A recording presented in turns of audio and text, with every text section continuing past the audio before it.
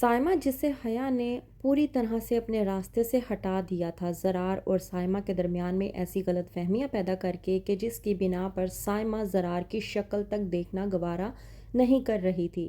لیکن اچانک سے ایسا کیا ہو گیا کہ سائمہ زرار کے ساتھ مبارک منزل میں گھر واپس آ گئی، اور یہ منظر دیکھ کر حیا کی تو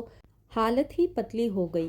ڈرامے کے نیکسٹ ایپیسوڈ میں آپ لوگ دیکھیں گے کہ ارم جو کہ فیصلہ کرتی ہے کہ وہ زرار اور سائمہ کے رشتے کو ٹوٹنے سے لازمی بچائے گی، اور اسی بنا پر جب وہ میسج کا راز فاش کرتی ہے، پہلے پوچھتی ہے ارم زرار سے کہ آپ مجھے پہلے ایک بات بتائیں، جب سائمہ بھابی اور آپ کے درمیان میں لڑائی چل رہی تھی اور آپ اوپر کے پورشن میں شفٹ ہو چکے تھے، تب آپ کے پاس اس کمرے میں کون آتا تھا آپ کے کاموں کے لیے، اور اس بات سے کون واقف تھا؟ جب زرار ارم کو بتاتا ہے کہ میرے کمرے میں شمیم ملازمہ آتی تھی، اور ہاں حیا بھی آتی تھی، جیسے ہی ارم حیا کا نام سنتی ہے وہ سمجھ جاتی ہے کہ یہ سب کچھ کیا دھرا حیا کا ہی ہے۔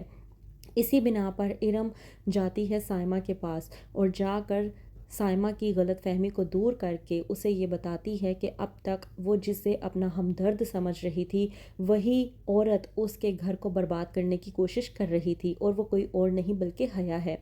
سائمہ کے سامنے جب حیا کی حقیقت کھل جاتی ہے تو وہ ارم کی بات مانتے ہوئے زرار کو اپنا لیتی ہے پھر سے، اور کہتی ہے کہ میں بہت جلد زرار کے ساتھ گھر واپس آ جاؤں گی۔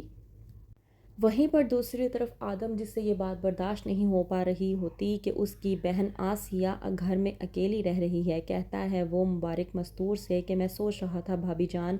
کہ آسیہ کو اس گھر میں واپس لے آؤں۔ اس بات پر مبارک مستور بھڑکتی ہے اور کہتی ہے آدم سے کہ کیسی بات کر رہے ہیں آپ آدم بھائی، آپ نے ارم کو لانے سے پہلے مجھ سے کون سا اجازت لی تھی جو آپ آسیہ کو لانے کے لیے مجھ سے اجازت لے رہے ہیں؟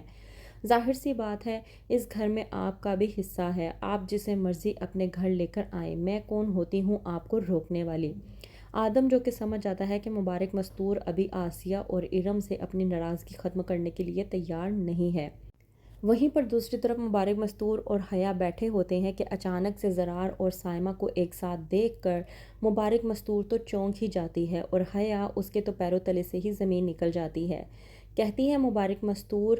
زرار اور سائمہ سے کہ ایسا کون سا معجزہ ہو گیا جو یہ یہاں آ گئی، یہ تو میرے بلانے پر بھی گھر واپس نہیں آ رہی تھی، تو پھر آخرکار کس نے اسے سمجھایا اور کس نے اسے ایسا کچھ کہا کہ یہ تمہارے ساتھ گھر واپس آ گئی ہے؟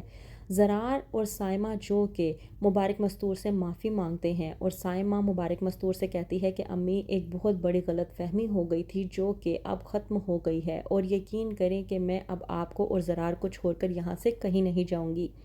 حیا سمجھ جاتی ہے کہ یہ سب کچھ ارم کا کام ہے، وہ جاتی ہے ارم کے پاس اور جا کر ارم کو دھمکانے کی کوشش کرتی ہے، کہتی ہے کہ یہ جو کچھ تم سازش کرتی پھر رہی ہو نا، میں تمہاری ان سازشوں کو کامیاب نہیں ہونے دوں گی۔ اس بات پر ارم حیا سے کہتی ہے کہ ڈرتے تو وہ لوگ ہیں جو صرف اپنے فائدے کو دیکھتے ہیں، اور میں یہاں پر اپنے فائدے کو نہیں دیکھ رہی۔ اور کیا کرو گی تم؟ سب کو جا کر سازشوں کے بارے میں بتاؤ گی؟ تو جاؤ، جس کو جو جا کے بتانا ہے وہ بتاؤ، اور دوسری بات یہ کہ تم بھی تیاری کر لو، ان سازشوں میں سے پھر تمہارے جو راز فاش ہوں گے ان سے تمہیں لگ پتہ جائے گا۔ وہیں پر دوسری طرف سائمہ آتی ہے حیا کے پاس اور آ کر کہتی ہے کہ میرے اور زرار کے معاملے میں تم نے جو کچھ کرنا تھا وہ میں دیکھ چکی ہوں، اب میرے اور زرار سے تم دور رہنا تو ہی تمہارے لیے بہتر ہوگا، ورنہ تمہارا میں وہ حشر کروں گی حیا کہ تم سوچ بھی نہیں سکتی۔ حیا جو کہ اس بات سے ہو چکی ہے پریشان کہ سائمہ ہو چکی ہے اس کے مخالف، تو کیا کرے گی اب حیا؟ کس طرح سے دوبارہ سائمہ کو اپنی باتوں میں لینے کی کوشش کرے گی؟ کیا ہوگا آگے؟ مزید جاننے کے لیے دیکھتے رہیے ڈرامہ سیریل حیا۔